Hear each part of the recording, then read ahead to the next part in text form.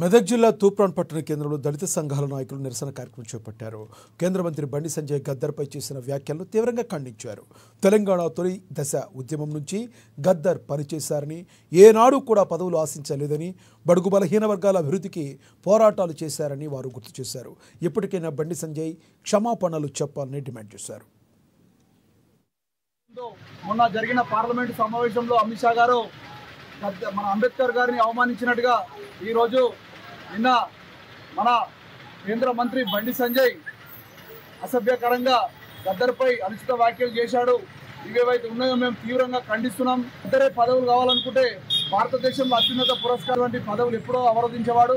కానీ ఆయన మన దళిత బడుగు బలహీన వర్గాల గురించి ఒక ఉద్యమ నాయకుడే, ఒక సైనికులక కదిలి చేసినటువంటి నాయకుడు గద్దర్ గారు.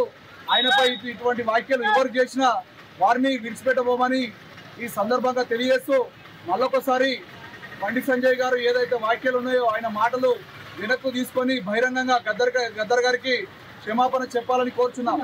బండి సంజయ్ని వెంటనే అరెస్ట్ చేయకపోతే సోమవారం రోజున మెదక్ జిల్లా బంధుకు పిలుపునిస్తామని తూప్రాన్ అంబేద్కర్ సంఘం ఆధ్వర్యంలో కోరుచున్నాం. గద్దర్ అభిమానులంతా వృద్ధులు చాలా నిప్పులు చెలగడుతూ ఉన్నారు ఇప్పుడు. కాబట్టి be careful mister Bandi Sanjay.